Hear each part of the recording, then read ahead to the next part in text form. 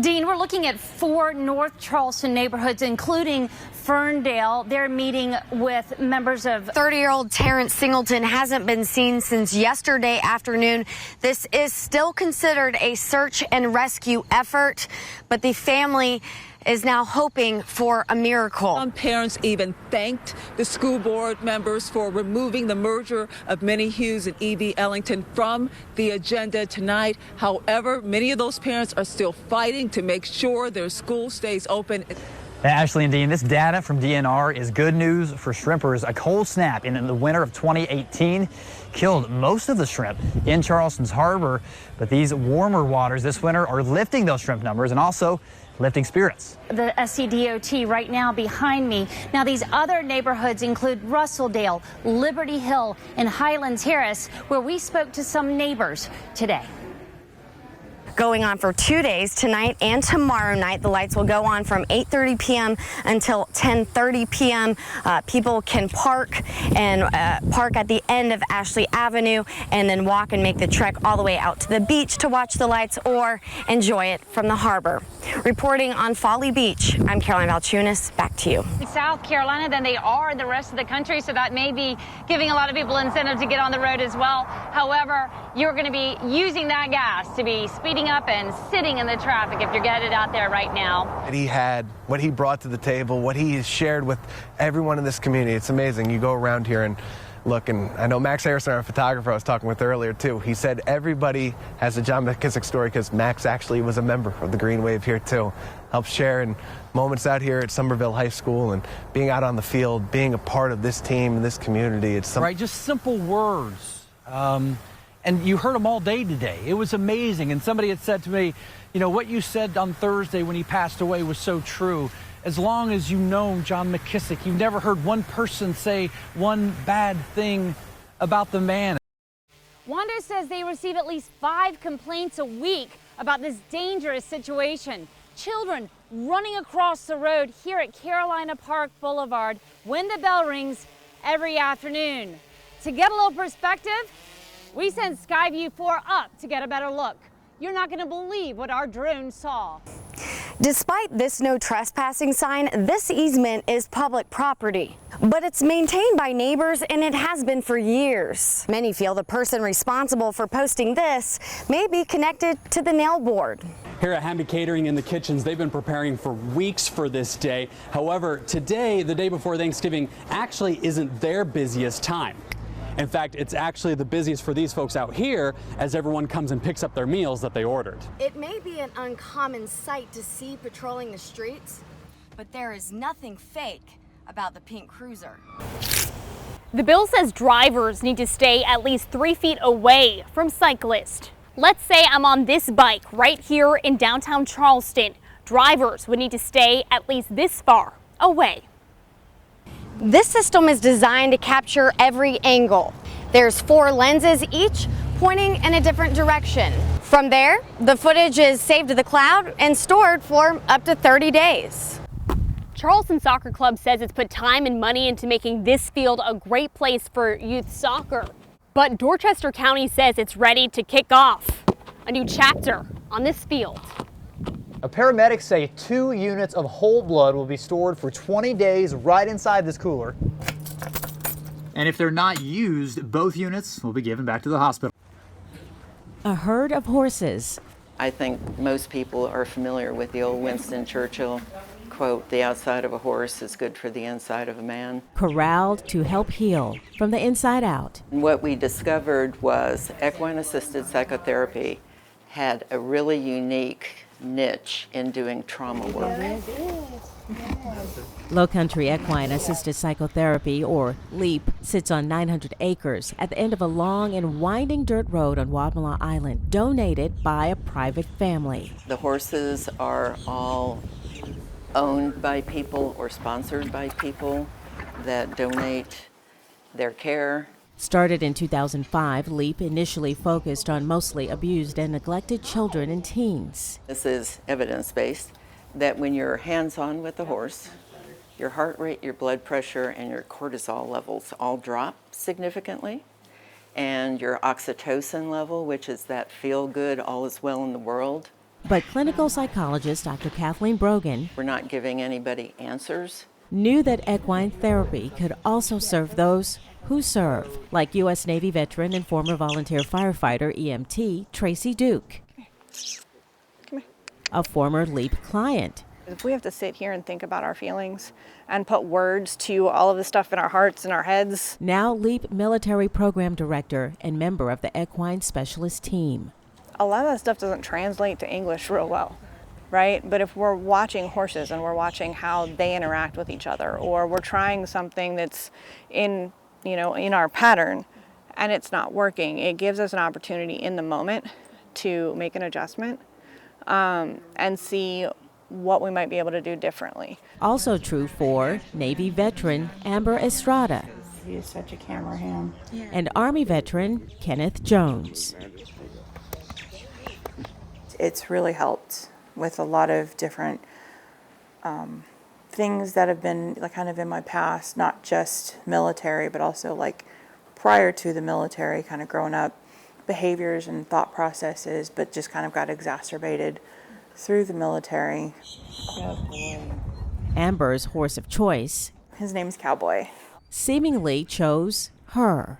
Such an amazing thing to really kind of see and have kind of this reflective mirror of, like a horse is not going to be able to like lie to you. You're going to see what's going on and they're going to be able to react, and you'll kind of have that gauge. It's definitely a really great method for therapy. It's playing a game.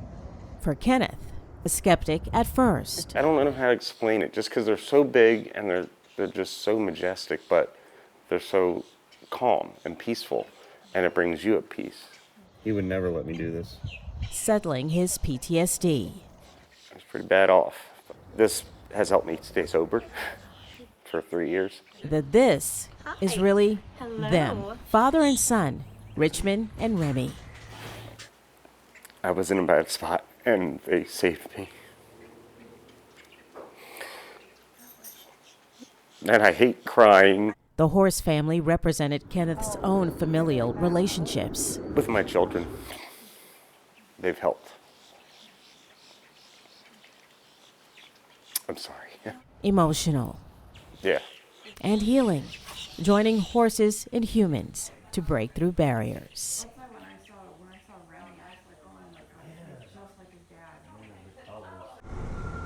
Whether it's right on the street, things to do, so parking is a premium. Or in a covered garage. It can be a little bit of a challenge. Downtown Charleston parking doesn't just cost money, it also costs us our time. I think we spent 45 minutes trying to find a place to park. Not really a lot of places to park, and you find a spot and then it's in a residential area and you don't want to get a ticket. All problems brothers Victor and Rocky Vitale went to the drawing board to fix. Couldn't find any parking, and I realized all these empty driveways and empty lots that surrounded us, and I'm like, there has to be a solution. Parking should be an afterthought. It should just be easy. We've all been here. You're driving around downtown Charleston in circles looking for a parking space, but before you even get in the car, you just pull out your phone. The Ha Parking app will take you right here. This is one of the 3,200 parking spaces on their app throughout downtown. Everything around us is smart.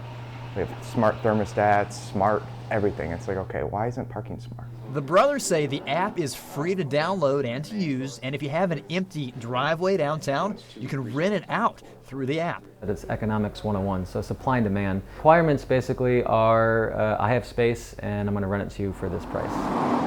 An answer to the question, written right into the logo. If you have real estate that's just sitting there empty and you never thought that somebody would want to use it, well, somebody actually does. In downtown Charleston, Brody Hart, Fox 24 News. It's a door maybe he just needs more time to recover. You don't want to walk through. There are 10. Every bed is full. Is that like pretty consistent that they're all full? Yes, these days for sure. Definitely since we've been in this surge with the pandemic, it's been every day. Every single person battling COVID, all unvaccinated, and all on a ventilator. It does take a lot of nursing care. We try to prone these patients, put them on their belly at least twice a day, turning them when they're intubated, and we have a lot of the patients are paralyzed just to keep them from fighting the vent. The average stay on the ventilator, nurses say is close to a month. Unfortunately, once someone's on a ventilator, then it's a battle to see how we can get them weaned off of that. This is our new gentleman we just intubated, but look at his pH and the CO2, how bad it is. The survival rate once intubated, I'm told, less than 10%. Every morning I come in, I have to make sure that it is working properly because you never know when a patient is going to crash. Literally an hour ago, before you guys walked through, we intubated a guy, and the first thing he said was, "Let me call my daughter," because honestly, it may be the last time he ever gets to, she ever gets to hear his voice. It's almost like we're helpless because, we're taught one thing and it's to save people, and we're doing all that we can, and sometimes that's not enough. Leaving some families to make a heartbreaking decision. That it can be one of the toughest decisions to ever make, is to, take your family member off of life support. But unfortunately, with the COVID patients, they are needing the life support. Otherwise, they would die. He's not my patient. I don't really know anything about him, but he's DSATing. Paralyzed with a tube down their throat. I've ever seen anything like this. Arms pierced with needles, drips keeping patients alive. It's torture being paralyzed, sedated. They can't move, they can't see their family members can't see them. It's a reality some nurses say could be prevented. No one should have to go through that when they could easily get a shot and be with their families for the rest of their lives and, not die in a hospital room alone. Working for you, Amy Russo, ABC News 4.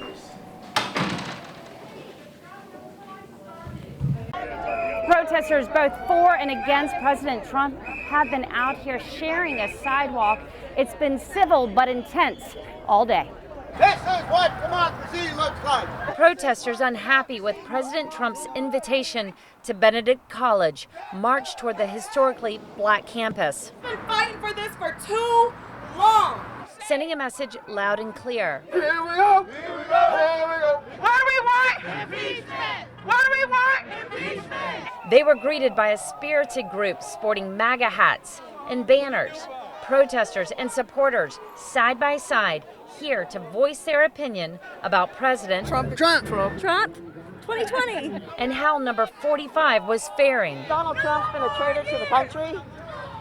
He basically is a criminal sitting as a president. I think he helps the Latinos. I think he helps the blacks.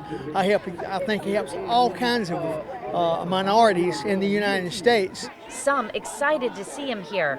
I think what a wonderful opportunity is to get the Republican Party in here and to discuss real issues. Others dismayed. It's been 1,009 or 10 days of torture with everything going on. Lines erased. Get out of here. I am a Republican. Not all black folk are Democrats. Uneasy for some. Donald Trump is really doing awful things to our democracy and to our world. He is treating people with unkindness and dividing us. Yet on this narrow sidewalk, here was a remarkable chance to talk face to face. Try to learn for yourself. If not see eye to eye. Like they having fun. We fired up. Share a sidewalk. You okay? Perhaps a precursor to the battle for the next 4 years. Leave our state. Leave our state. This weekend, they're expecting at least 10 candidates from the Democratic Party running for president to be here as well to share their ideas at Benedict College. Reporting from Columbia, I'm Ann Emerson. Back to you.